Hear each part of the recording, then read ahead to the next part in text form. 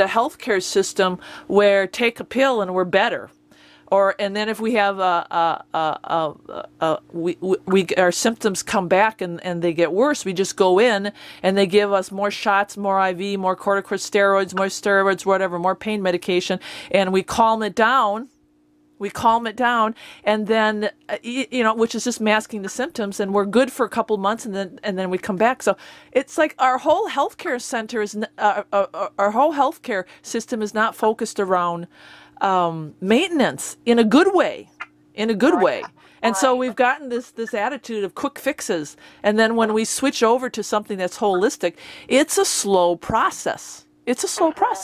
But I know I can attest that when I started juicing and I went completely raw, that within 2 months I felt outstanding, just outstanding. And I've never had a bad day since changing my diet. But it took time. It took a lot of time. Yeah, but we do have a lot of people that see big changes quickly. The body responds fast to what we give it when it needs it at the right amount, and at that, and addressing the things that are at the surface at that time. It's a very methodic way of testing and addressing things so that the detox process and the fortifying process are easier because we're giving that body exactly what it needs at that. So let's do it. Let's see what we got going on here. All right. So you have the system performance pulled up. Yep. And all of those circles. So we test 58 different organs to be able to make these different systems. We basically then categorize all these different organs into the systems you're seeing here. And if someone is in perfect balance, you're going to see a lot of the blue circles, or close to 100%.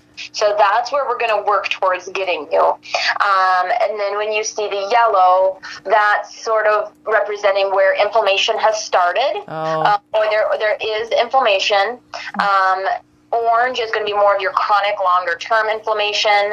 And then the red, the weakened areas, that's where something has been inflamed for so long that now it's a little bit more on that tuckered outside.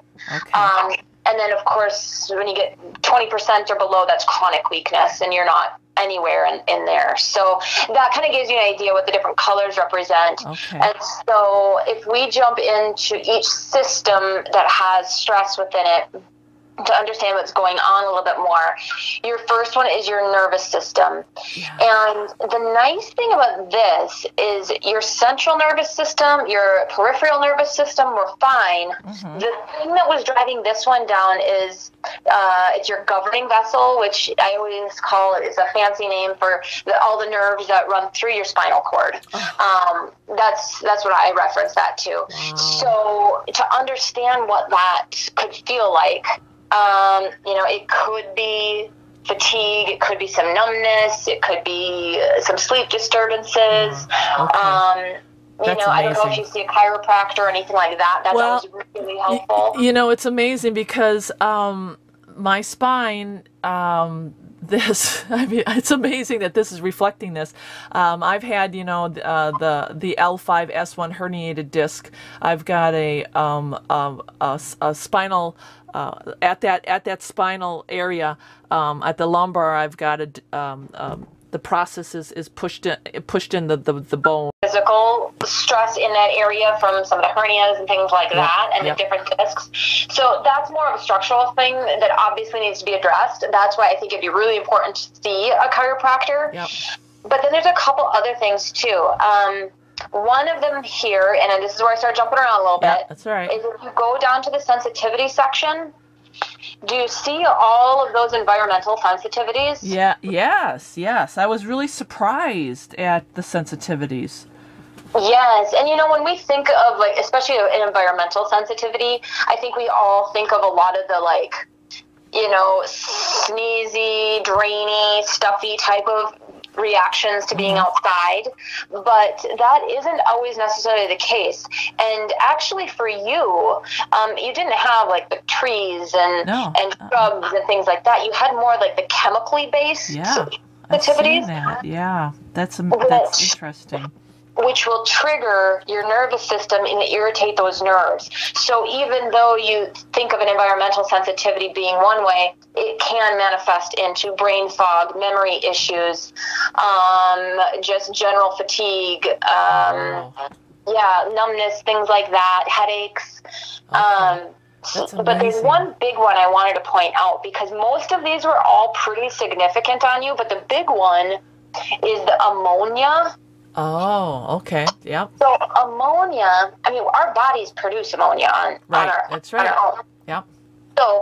So if you're not purging it as well as you need to, which I'm assuming you're not, since it's coming up as a sensitivity, which means you're constantly walking around in a heightened inflammatory response because you're having a sensitivity to something your own body is carrying around. Oh, wow. I didn't even think about that. Yeah. So do you sleep okay or not really? Well, it's sporadic. Yeah, it's not good quality sleep. Let's just put it that way. I have a hard time sometimes at night. Yeah. And the interesting thing with ammonia is the brain really holds ammonia. Yeah, and I know that as a nurse. Yeah, absolutely. Yes. And it can cause all sorts of different cognitive issues, whether it's the brain fog or the sleeplessness and things like that. But one of the best ways to clear that, and really only one of the ways to clear it from our brains, is the amino acid L-ornithine. Oh, I've heard of that. Yeah. We don't have a good... We don't have that. We can't get our hands on a good manufacturer for that one. Okay. But I know in the past I've bought it on Amazon. I think you can get it for like $8 or $9 for a bottle of it. Okay. And if you take it at night when you go to sleep, it's fantastic because it's going to help you purge that ammonia from your brain. It's also going to help you get into a deeper sleep. Okay. And then one other awesome little side benefit as well is then you're going to be able to produce more growth hormone, which growth hormones keeps us nice and young and feel vital and feel amazing. So, yeah. The store might have a lot of this stuff. Oh, okay. Right.